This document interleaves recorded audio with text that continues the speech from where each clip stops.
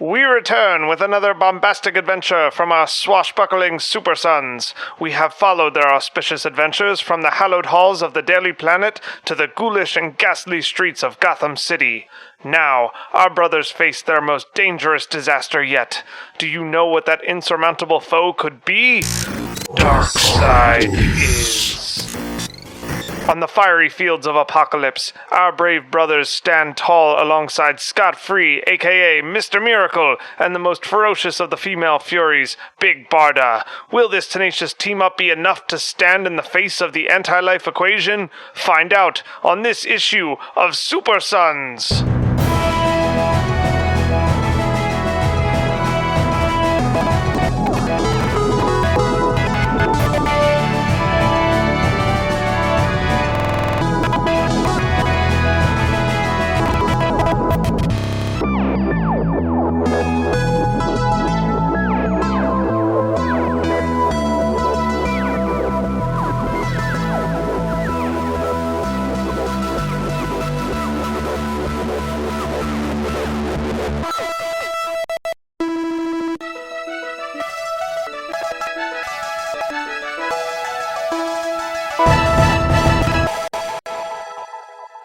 It's a bird. It's a plane. No, it's Super Sons. We are back for another episode. This may be the hardest episode we've had to record yet. It's a very heavy story. One of my favorites. So we're not going to do any of the normal intro stuff with DC News or anything like that. We want to get right to the story because it's going to be a long one. So we want to start it off by giving you kind of a crash course in the characters that will be featured today. We're covering Mr. Miracle by Tom King and Mitch Gerards. So that deals with the fourth world. Jake, do you want to explain what that means? The fourth world is the fourth set of gods, which are known as the new gods. We've never talked about the old gods, which would be the third set. It was only mentioned a few times. But, so, the fourth world is set between two planets, New Genesis and Apocalypse. And these two planets are in an infinite struggle, until these worlds are destined to die and give rise to the fifth world, which was going to be a thing in the 2000s, but New 52 kind of threw that out the window. The fifth world was going to be Earth. Okay. With its leaders of both worlds being Highfather of New Genesis and Darkseid of Apocalypse, leading their people in war. Our main character, Mr. Miracle, is the biological son of Highfather, who was traded for Orion in a peace agreement. Basically, the leaders of both worlds yeeted their babies to the other planet to be raised by one another for a peace treaty. So he was raised and tortured on Apocalypse. The young god earned the name Scot-Free due to his uncanny talent of escaping any torture device he was put in by Granny Goodness. Dan's favorite new god. Yep, I love Granny Goodness. He'd leave Apocalypse for Earth, where he would learn more about escaping from Thaddeus Brown, a human escape artist known as Mr. Miracle, and Thaddeus made Scott his successor to his title. Scott would go on to be a performer and a hero. According to Batman, he is the physical embodiment of freedom. He has the power of the Alpha Effect, which is the opposite of Darkseid's Omega Energy, which is those cool beams he shoots out of his eyes. He is also the keeper of the anti-life equation. I don't know if that's canon anymore, but at one point he was. And onto the lovely Big Barda, a real powerhouse, and once the leader of Apocalypse's female Furies, she eventually escapes with Scott to Earth, where she becomes his wife and a hero in her own right. She was once a loyal follower of Darkseid, and in the New 52, maybe a little more than just once. The female Furies are a group run by Granny Goodness, who are pretty much like the alpha dogs of the planet. They're in this story, but they're like super ferocious. So we have Oberon. He's the chain-smoking assistant to Thaddeus and later Scott, and he's just fucking great. Sadly, his part in this story is sort of tragic. The next character is Orion. He's normally depicted as the hero of the fourth world stories. Not Firth, fourth. My bad. He is the biological son of Darkseid, who traded place with Scott during the peace agreements. He was raised on New Genesis by Highfather as his own son. He's the prime example of nature versus nurture debate. Much like Scott, who is good-natured but bad nurture. While that debate is less in the heart of Scott's character, Orion is a constant battle with his bad nature, which is illustrated in his appearance as he's more of a hideous beast who's not having it controlled by his mother box, and post New 52, he can keep his monstrous appearance through sheer force of will and concentration. He's also known as the Dog of War. Batman claims he is the embodiment of war. He's a being of pure rage, super powerful, and connected to the Astroverse. I was actually reading Kingdom Come recently, and he's just ugly when he doesn't have his helmet on, but they make it seem like Darkseid is still there, but then it just turns out it's Orion, and he just kind of let his hair be gross. Yeah, he is really gross. Highfather, Isaiah? Yeah. The Highfather of New Genesis. Think like Odin to the Asgardians, because this was actually supposed to be a Thor storyline. He is the leader of the gods and trying to protect all life from Darkseid in his quest for the anti-life equation. And as of the New 52, he is the brother of Darkseid. All right. The big dog himself, Darkseid. Dan, how do you think this Euaxis. Euaxis? Mm-hmm. All right, Euaxis. The tyrant of Apocalypse, and the guy that Marvel tried to make 2 copies of, is the most evil man in the multiverse as he seeks the anti-life equation to conquer every being in existence. While previously he was the brother of Drax, aka the Infinity Man, as of the New 52, he's the brother of Highfather. In older continuities, he's depicted as coming to power through succession on Apocalypse, but as of New 52, he's now the founder of the Fourth World, having killed the old gods. Yeah, Darkseid is like a looming force in general in the DC universe, and he's probably one of the most intimidating bad guys in all of comics.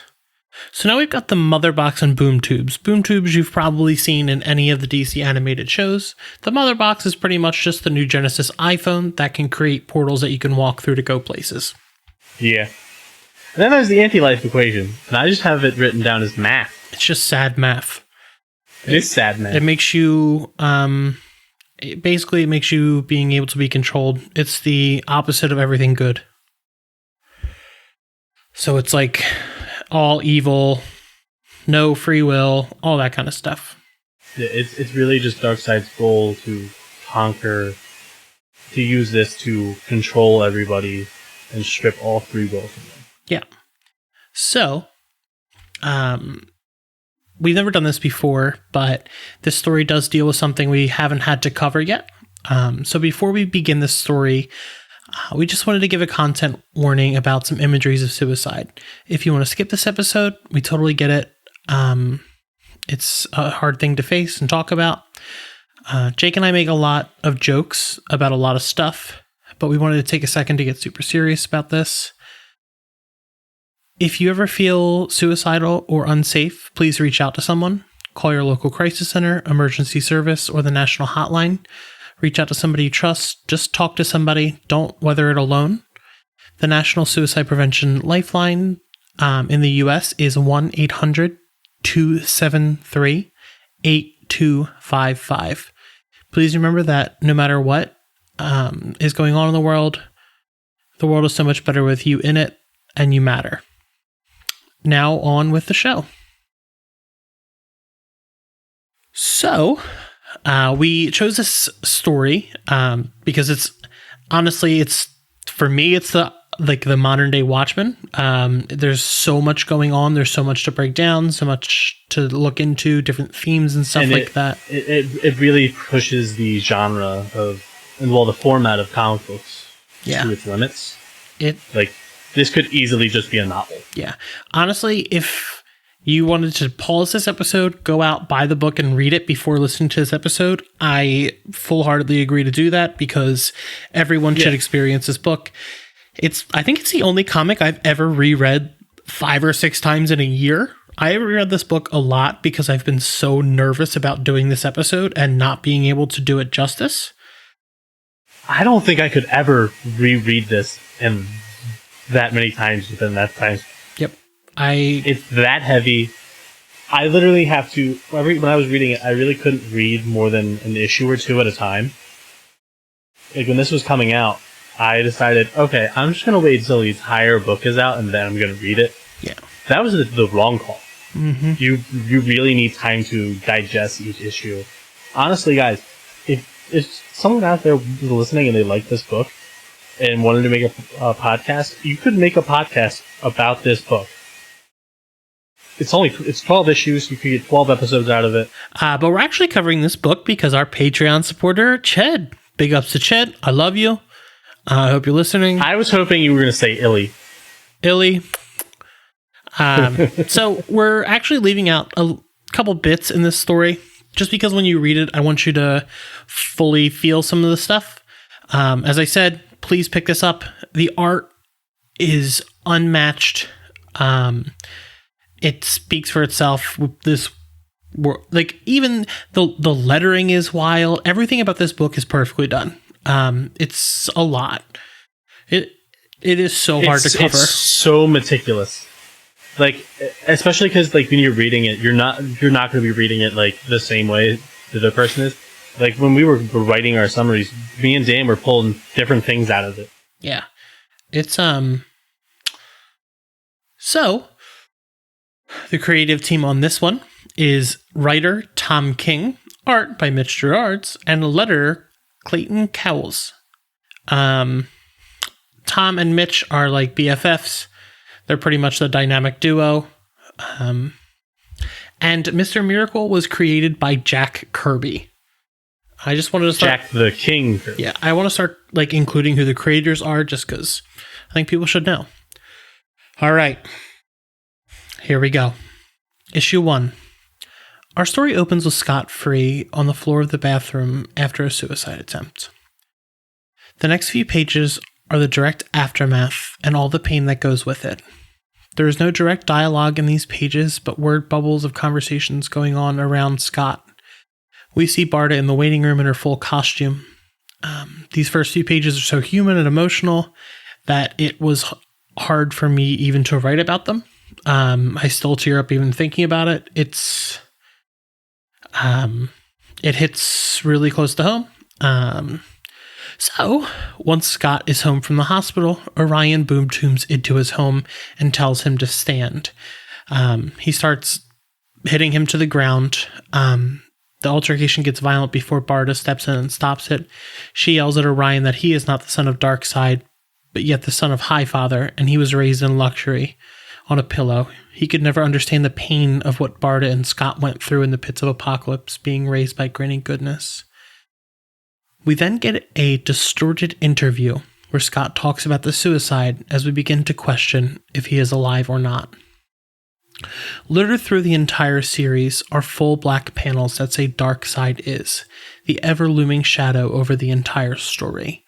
The distortions are everywhere. They happen in certain panels when you are made to question what is real and what is not, and Darkseid is repeated over and over and over. You can take it as you will. They actually mention it in the book, and they do make fun of it towards the end. But it's something that's just so unsettling the entire time, and you fully feel Darkseid's presence in everyone's lives. But Darkseid says 7 words in the entire book, and he's beyond intimidating, other than when he's eating a little baby carrot. But he double dips. I got something to say about that scene. You want to wait till we get to that issue? Well, no, it can wait. It can be said now. Go. The only thing they're eating in there is carrots. There's a lot of things in that veggie tray. Yeah, there's a big component of this book, and it's a veggie trays. I don't think we talk about it enough. If you learn one thing from Scott Free, is always bring a veggie tray. Yeah, they're real powerful. Highfather visits Scott to tell him that he has a spy in Darkseid's inner circle, and that he finally has the anti-life equation. It seems like this visit was to see how Scott was doing, but he can't stay because Darkseid has the ultimate weapon. The next scene is with Oberon and Scott talking while Scott tries to break free from some cuffs that he got from a Thanagarian. But Barda comes in and asks who he's talking to. We come to learn that Oberon passed away a month before. Scott keeps thinking about the conversation as he sits on the couch alone in the dark, because he believed that Oberon was truly there. The mother box rings, and Orion's voice comes through and delivers the news that Highfather is dead, and that he is planning his own resistance. The next page is just a full black page with the words Darkseid is. As Scott and Barda are about to depart, discussing the matters of who is going to watch the cats, Scott says there is something wrong with him, that he's seeing things that aren't there. He doesn't know how to escape this. All right. Even just hearing that, you have to decompress for a second. Mm-hmm. So let's go to the lighter note. Who is watching the cats? Dan, who do you think is watching those cats? I think she says it's one of their friends. I just can't remember who it was. Do we ever see the cats? No.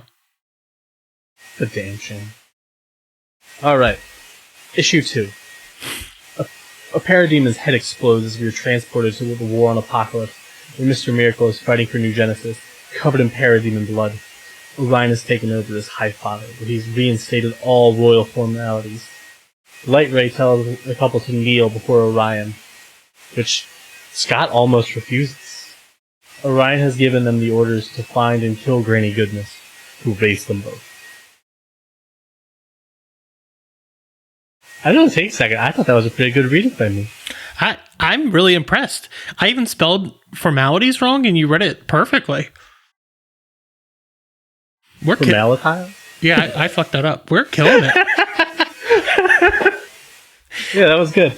I was just like, If Tom King or Mitch Gerards ever listens to an episode of this show, I really hope it's not this one. Oh, yeah. I mean, I just wanted to respond about the fastback He did. typo. We'll talk about that did later. he? Yeah. Oh, I didn't know about that. You didn't tell me. All right. Metron... Fuck, now I fucked it up. Metron appears in their bathroom and tells Scott that he is not to know the face of God before vanishing. Before going to Apocalypse, Scott asks Barda if she ever liked Granny, before telling her a story of how she once held him. Barda never liked Granny. When they arrive in Granny's camp, she is so happy to see them filled with kindness to them. For what? Yeah. That's why I told you to reread my parts. Yeah, that's fair. I took a little too long in issue 11. That's my bad. Hell. But, guys, hell, she even made Jell-O.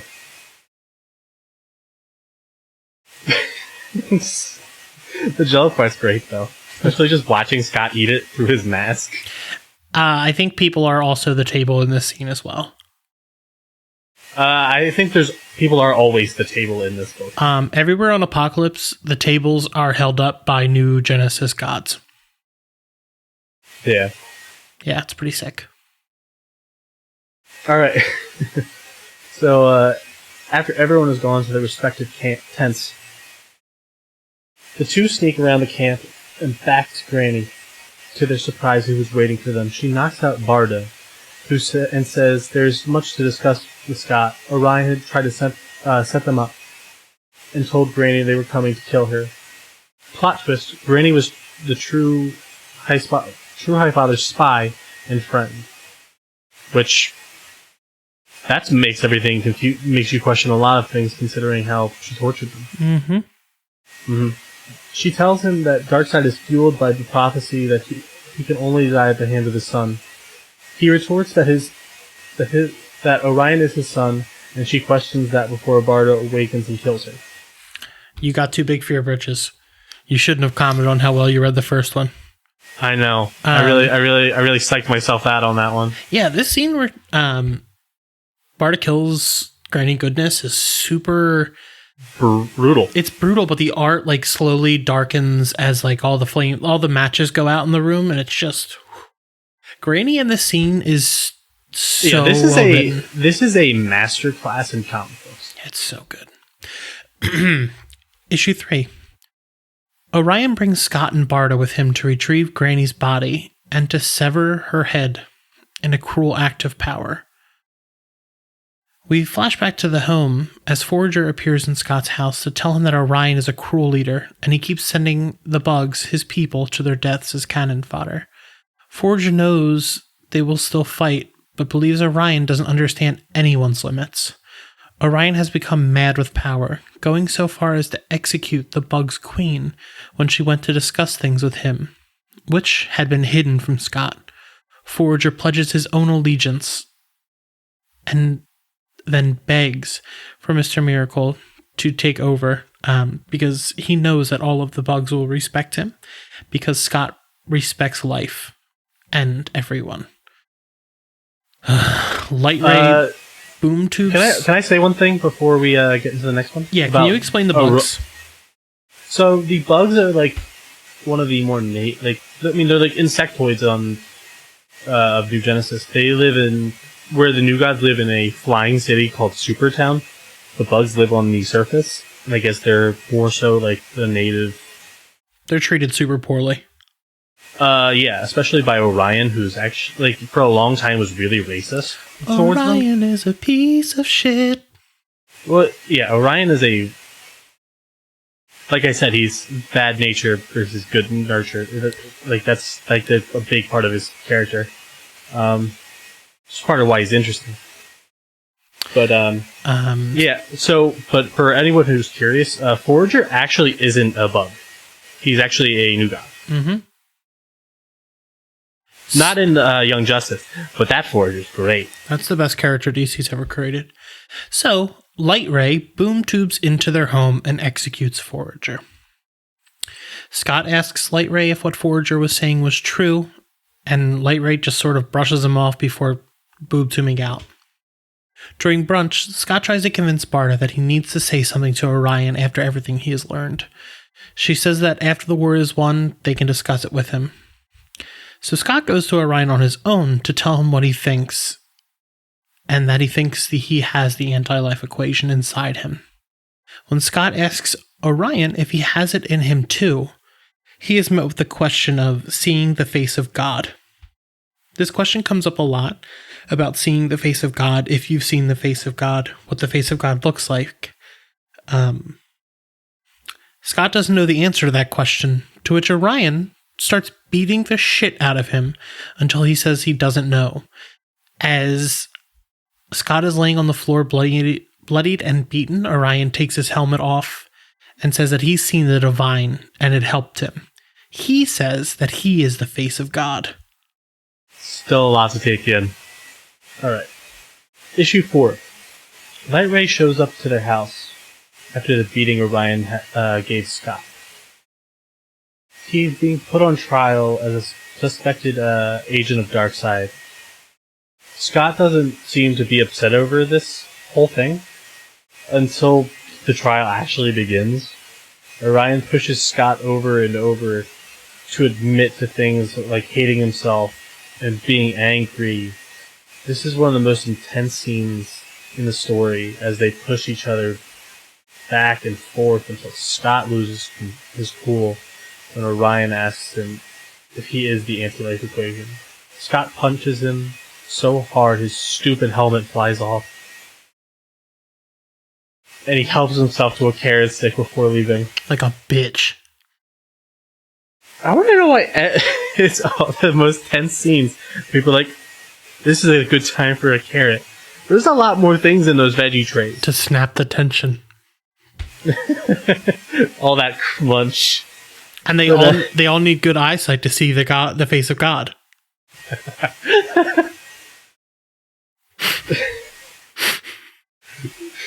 Fucking carrots, man. All bunnies can see the face of God.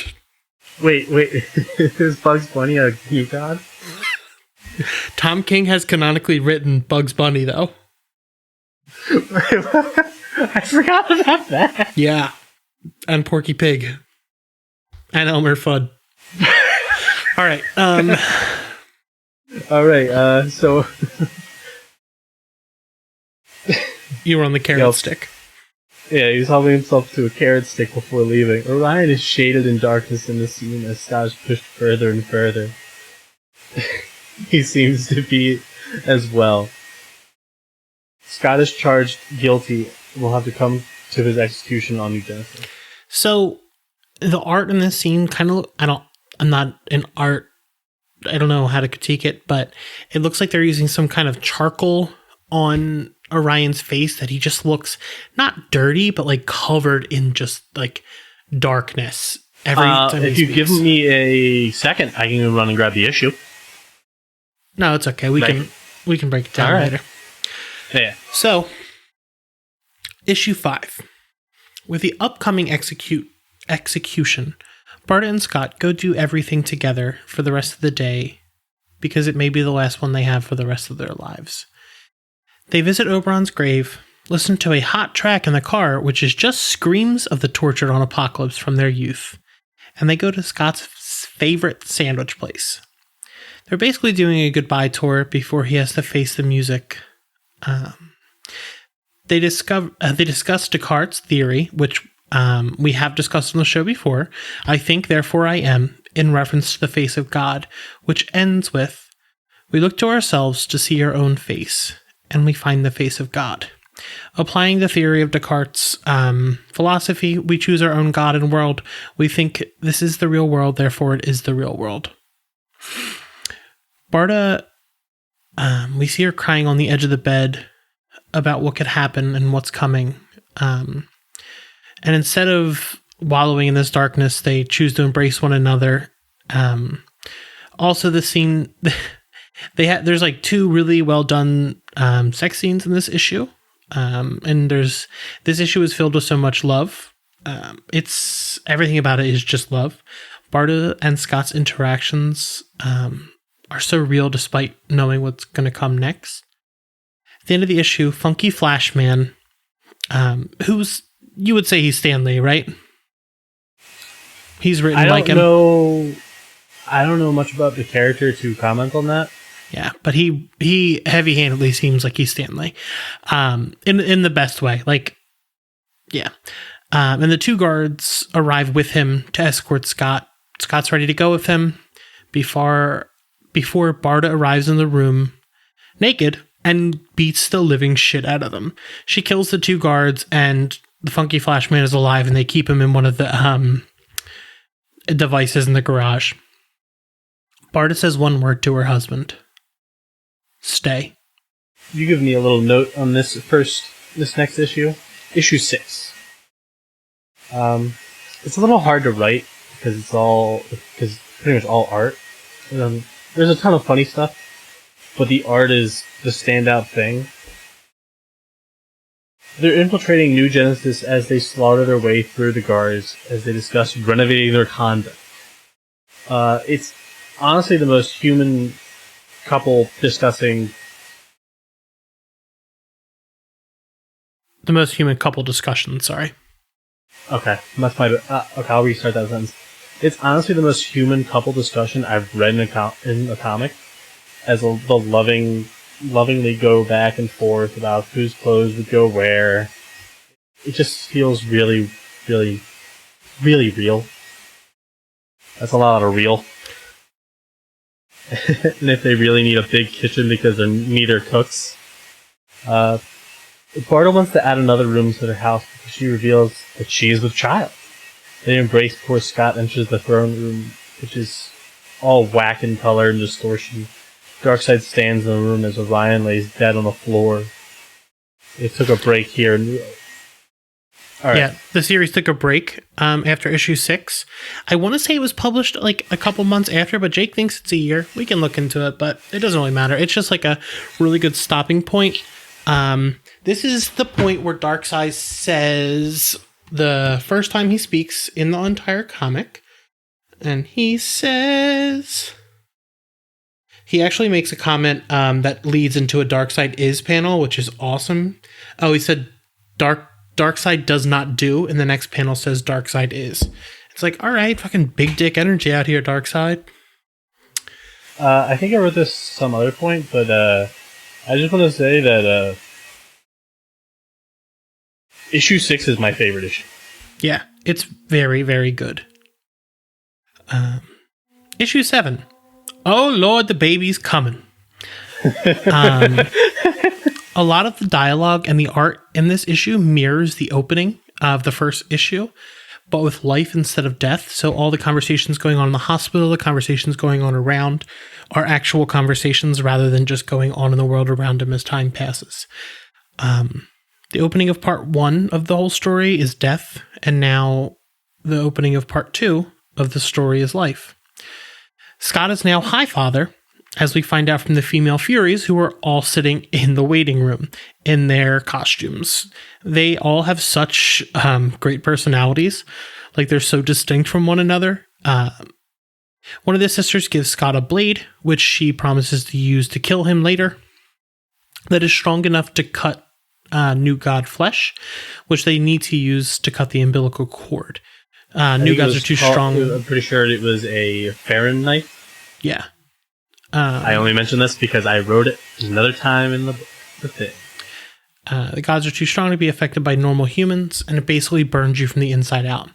So Barda and Scott go back and forth about baby names the entire issue, which is also fantastic. I didn't want to include all of that just because I want you to read it.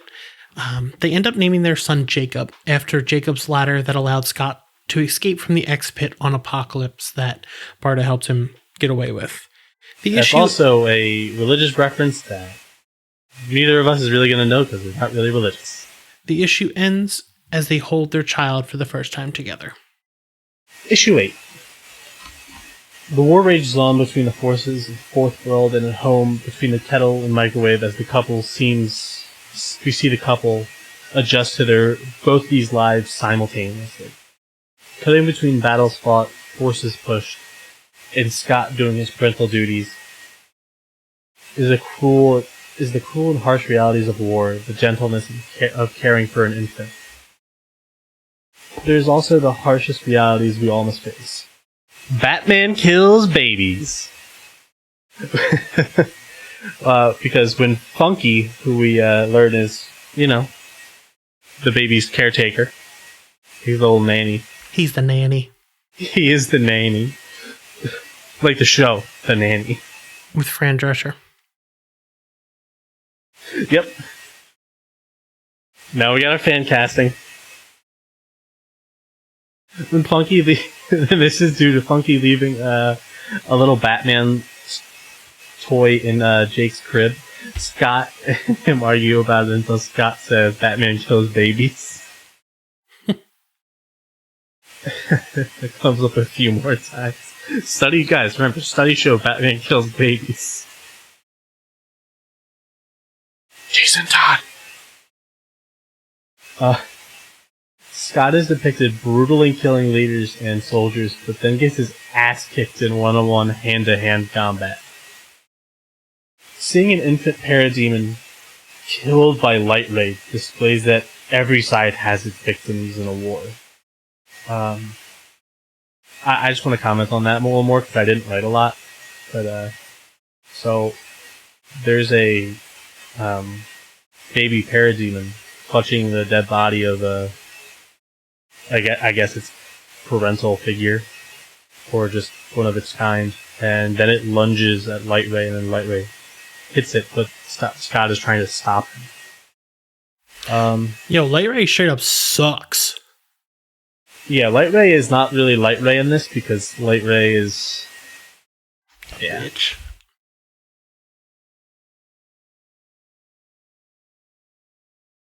Yeah, Light Ray's normally supposed to be like the happiest character, and that's not what he is in this. Well, he gets socked by Big Barda, and he deserved it. Oh no, he absolutely deserved it. Shut the fuck up, Light Ray. But,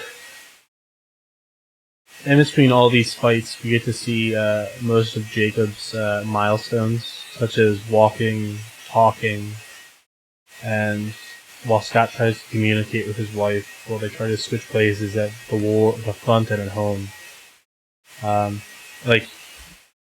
Scott got to witness his son's first steps, but he was on Apocalypse on, I guess, Motherbox phone, Motherbox radio, listening to Jake say "da" repeatedly. So that was nice, and this issue had many different superhero T-shirts. Yeah, let's talk about the T-shirts for a minute, because There's one specific one that I really want to talk about, yeah, and it's the Electric Superman. yeah, I love that one. They include so many T-shirts. Like, especially because there's one of the like glitch moments where, because the Electric Superman logo is when Superman was blue, and then the glitch moment turned it red. I was like, oh, that's cool. Because there was two Superman, because there was a red one and a blue one. Yes. Gotta The explain 90s, that. y'all. Yeah, The some people don't know that. Yeah, or Superman had a mullet. So, issue 9. No. You brought up the mullet. That was a great time in comics. Yeah, I love Superman's mullet. But issue 9, this issue includes negotiations, callbacks to reading glasses, and the drinking of the blood of your own people. Yeah, there's a lot going on in this issue. The Calabac reading glasses is my favorite panel. I love how know we were going to dainty discuss they are. that later, but I love it. It's so dainty. I love Cal. His look is so. He looks like a Street Fighter character. It's the only way I can describe him if you've never seen Calabac before. Just look up. Well, just look up pictures. Maybe I'll looks post like one in the a Street description. Fighter character, but like if there was like a setting to do big head mode. Yeah. Oh yeah. He's wild. So I love we big see head mode in video we see the games. cruelty once again of Apocalypse, as prisoners of New Genesis are used as all of the furniture, or are chained at the bottom of the bathroom pit. Oh, the horrors of anti-life. Poor Mark Moonrider. As the negotiations go on, Light Ray has about had enough of the pleasantries and wants to fight in the negotiating table until he is forced to sit back down because he's a bitch. Much of this issue deserve goes... that gold eye patch. He just deserves like a regular one. He deserves death. Much of this issue goes into how hardened Scott is from being raised by Granny compared to Orion Isaiah, going as far as to not be bothered by him and Barda drinking bone wine, which is made from the fermented bone marrow of New Genesis gods. So Barda basically had to crush that up when she was younger and make this wine. For the most part, Calabac and Scott are arguing on what topic should be considered, with Scott wanting to talk about the Sun Sword Commission, while Calabac wants to discuss a prisoner exchange, only for it to break out into arguing, with Calabac trying to intimidate Scott and actually failing to do so. Scott is gifted the Mirror of Granny Goodness, which belonged to Granny Goodness. It's called the Goodness Mirror, that reflects your insides. The image that Scott and Barda both see are horrifying, of what they look like to themselves on the inside, as Scott breaks out in tears as Barda holds him in her arms. Calabac comes back with a word from Darkseid on the terms of withdrawing all the troops, returning all the prisoners, and surrendering the anti-life equation. And all Darkseid wants is the custody of Jacob free. Darkseid is a grandfather. I just want to point out something. We kind of get a hint of who that blood wine was made out of. Who? We've only seen one dead new god in that issue. And that was Big Bear. Huh. Sucks. Jake wrote a joke at the beginning of the next one, but didn't explain it, so I changed his joke to another joke. Yeah. I thought the other joke was funnier, but yeah. Alright. Booster Gold, Blue Beetle, and Mr. Miracle walk into a bar. Good joke, everyone laughs.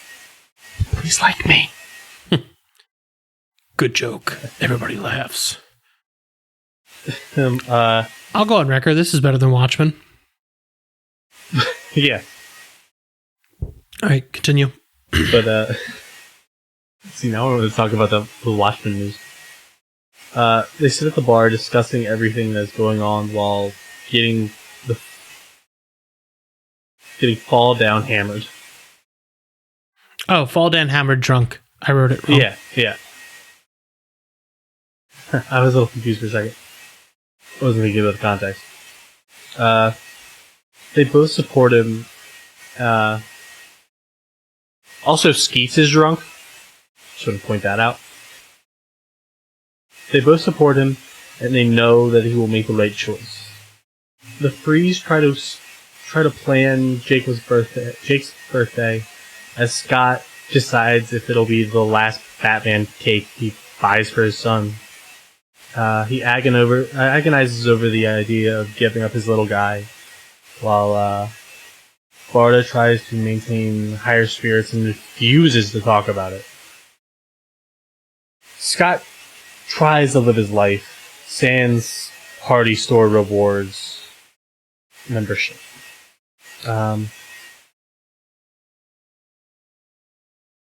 See, that I was supposed to be a joke, but no, it doesn't feel right. It doesn't feel right. Yeah, you didn't explain anything about the party store, so I went into a little bit of what actually happens at the party store. Well, I mean, we were already talking about him having a birthday. Yeah, it didn't make sense without context. Birthday and party store? No, it makes context. No, we're trying to make new readers like this stuff.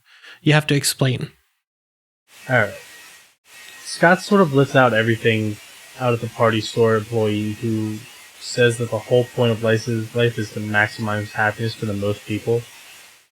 And describes it pretty much the anti-life equation. Scott tries to talk to Barda while trying to rationalize that their child is growing up on Apocalypse like they did, trying to prove to himself and Barda that it'll be okay. Barda finally lets her composure down for a moment and about how she had to handle everything after Scott's suicide attempt. It's a very raw human scene, and it finally lets out everything that had been building up inside. As Scott and Funky are setting up the Batman party, Funky tells Scott a story that he and Jacob came up with about the Star-Eating God and his dog, the Golden Retriever, who double-crosses the Star-Eater by teaming up with Batman to stop him.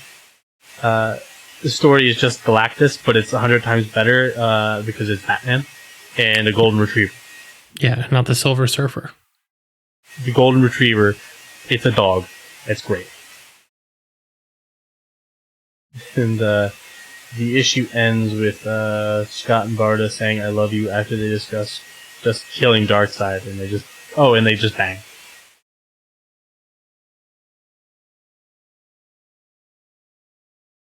Oh, right. Here's your big issue. Yep. There's a lot to this one. Actually, it was the most straightforward one. Alright. Issue 11. The Freeze pack to go to Apocalypse. They pack Jake's things, a veggie tray, a change of clothes to bring to Grandpa's planet. They're greeted by Sweet Leilani, who checks them for their weapons by just asking if they have one. Which, of course, they're going to say no. They just got a veggie tray and a stroller. And she just says, like there's a weapon that can hurt Darkseid. The story jumps to Darkseid really digging into them carrots. The carrots. He double dips. That's evil. That is evil. Desaad is clearly not having any of the bullshit. He's like, "You're here to kill the boss man." Scott's like, "No, we're here to accept the conditions, Uncle Desaad." I like how he calls him Uncle Desaad. Desaad still thinking it's a lie. Scott responds with sarcasm, just like everyone's Thanksgiving. The Freeze give Jake to the pair, saying they love him, and turns out Jake has a word for nose. Na. And the Freeze discuss whether or not that's his actual word for nose. Darkseid hands the baby to Desaad, so Pappy Uaxes could rip his eye out so he can no longer use his Omega Beams, renders the anti-life equation inert for him. The reason that Jake is saying nose is because he's grabbing Darkseid's nose. This dude takes up 3 panels of page in general, and this little baby's just grabbing his nose. Okay, now I hear it. I did leave out some context. It's fine. This is a great episode. We're doing it. I feel confident. Had some technical difficulties. We're just going to power through it. Mm-hmm.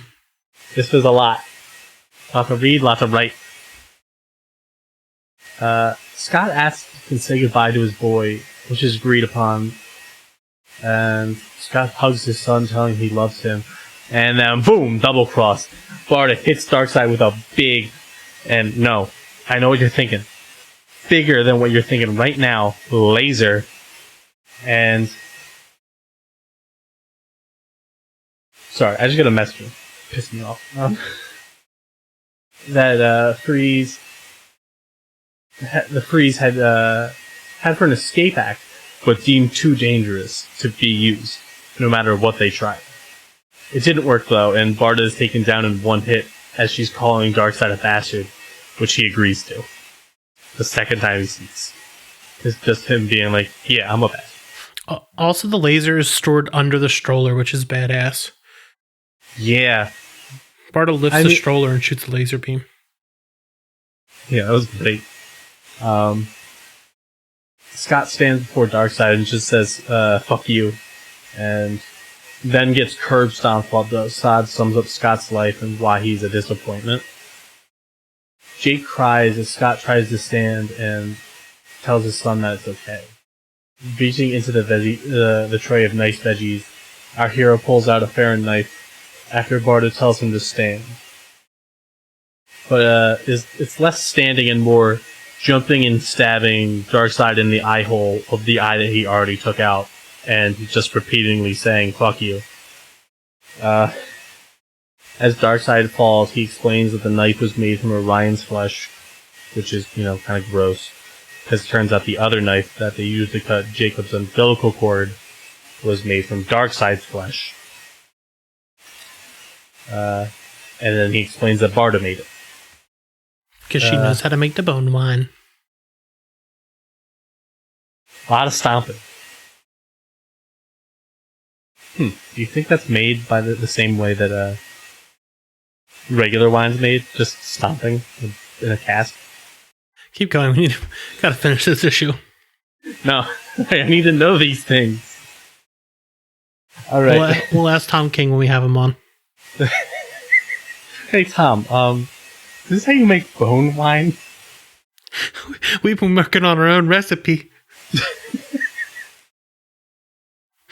Alright, keep going. You need to get some narrow. The Freeze discussed the vast amount of cursing in front of Jake, and how, instead of fuck you, they planned for Scott to say, escape this. And then they hear Desaad, who they turn around and is sitting on Darkseid's throne. But it's actually Metron, who tells Scott that he's challenged death and escaped. And then he shows Scott where he's supposed to be. And it's the main universe with cool modern Orion. By cool, I mean the way he looks. He's kind of an asshole still. General Highfather, who's not as nice as he normally is. Kind of an asshole too. For some reason, what looks to be full-bearded Jack Knight Starman. And, the important here is Batman, Superman, Nightwing, Flash. Both the Flashes. Then Swamp Thing. Yeah, there's Swamp Thing, but it's, I don't like Dreadlock Swamp Thing. I love Dreadlock Swamp Thing. I don't care for it. Then reaction shots of Scott, Barda, Jacob, Metatron, and then there's Scott eating a carrot. And as we discussed, carrots are you can see the face of God. So are we gonna give Tom King a veggie tray? I didn't realize that Jack Knight was. Yeah, he goes to Third Eye, but I didn't realize Jack Knight was in that. Now I'm gonna have to go look back. So, issue 12. We return to our normal everyday lives in the big and free household, except This is where we are faced with the biggest question in the entire book. They're expecting their second child, and life moves on. But did Scott Free escape?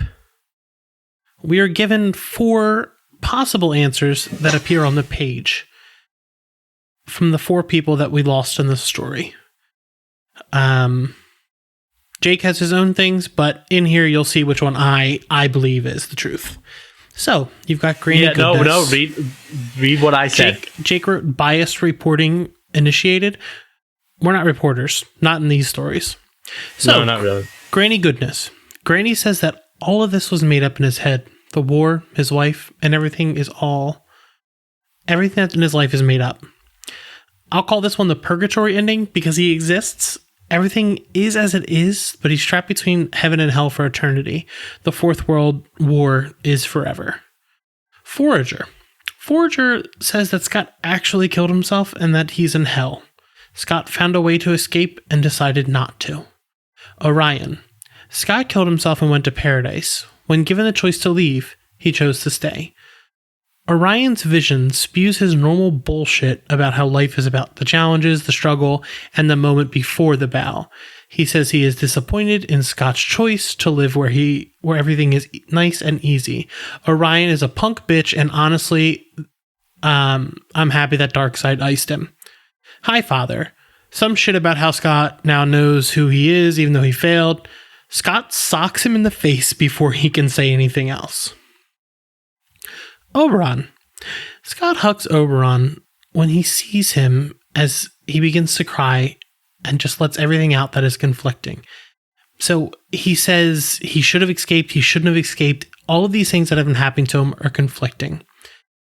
The world that he saw was full of crises and continuities that never really make sense. Is that really more real than the life that Scott is living, his children and his wife? Kid, all this, it'll break your heart. Can't escape that. But if you're good, if you stay good, you'll know. There's someone out there who will help put it all back together again. This is a very meta commentary on comics and how characters can be broken and be rebuilt by the next artist, writer, colorist, letterer, and a good editor. It's also a reference to a quote by Jack Kirby himself that said, "Comics will break your heart." So I thought that was a nice little wink at him. As I read it, though, this is where I chose my ending. I chose my continuity in that moment. Life just isn't about those highs, lows, successes, or failures. It's about all of those things, the people you love, and the things you love. So what if all the other answers are quote-unquote canon? Canon doesn't mean a goddamn thing when there's always another future. You can come back from failure, you can fail from a success, and there's always more. There's always a chance to escape. All that matters is that you and the world around you exists with the things you love in it. On the last 2 pages, Scott tells the woman that he loves that when he looked at his child, that he saw everything that came before them and everything that will be.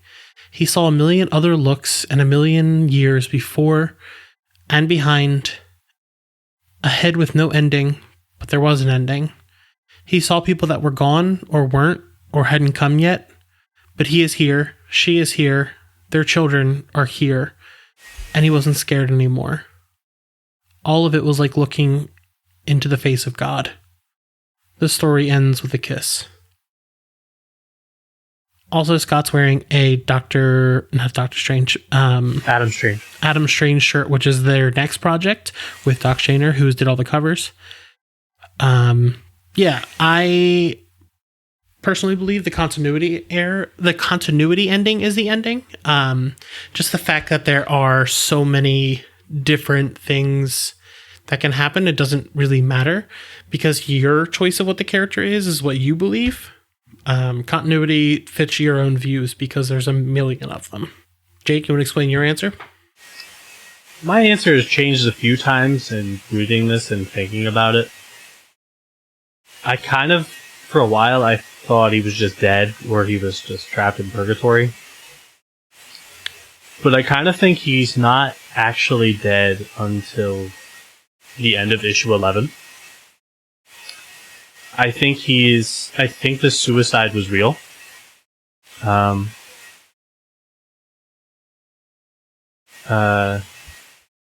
sorry, this is a little hard to talk about. I don't want to continue talking about that. Yeah, but I don't think this story is about that. I think it's coming back from that and the hope that there is that the people you care about, there's the things you love, and there's always another tomorrow. You can always escape. So, favorite panel or page? Calabac reading glasses. Mine is either the Dark Side 3-panel man spread, where he's literally spreading his legs across 3 panels, or the shower breakdown because... I think the shower breakdown is my second favorite. Yeah, that one was real. The Calabac reading glasses, it's so in line with the book, the series, but it's just so funny. Just looking at it. Especially because, moment. When Scott learns that Bart is pregnant, I really just like issue 6 a hell of a lot. My favorite moment was Scott is kissing Barta's hand when they're looking at the pond. There's a little heart drawn on the panel, which is, I love it. I was reading something the other day that Tom King tweeted. Someone was like, how do you write this romantic stuff so good? And it was just like, because I really love my wife. And it was just like, it makes sense. Like, he has so much passion about everything in his life. I really love Tom King. You could call me a Kingsman. So, favorite quote? No, shame on you. Shame on you.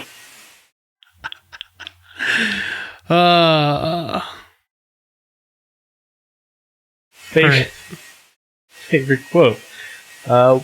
This is from one of the gods on New Genesis. Dude, I'm a god. I am theology. Mine is another, like, it's not funny.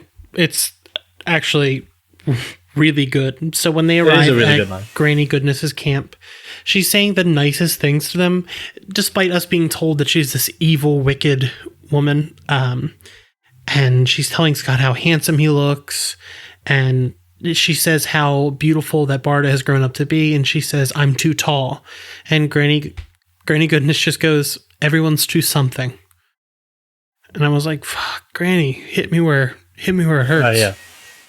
I mean, there's a lot of... I like my quote because I just had my hand in front of my mouth. That's not a good thing to do when you're podcasting. Pro tip. Pro tip from one of us. Yeah. Guys, we are staunch professionals. It's just... There's a lot of heavy. It's just a silly line especially from that conversation talking about where is the third world and the first and the second. And then they get killed too, so it's like, how good of a god are you? But yeah, that is Mr. Miracle. Please go read it. It's a heavy book, and everyone's going to have a different reading of it depending on who they are. I think you're gonna you can read this multiple times and at different points in your life, and you'll probably get a different answer at the end. Yeah. So find us on Twitter at DC Supersons, on our website at supersonspod.com, on Instagram at supersonspod. Support us on Patreon at patreon.com/supersons, like Chet did. That brought you this episode that I cried multiple times while writing the script of. So, if you ever doubted how much passion we pour into this, real tears are put into these scripts. So, Jake, do you want to do our new outro? With pleasure. Catch us in 2 weeks. Same bat time, same bat channel.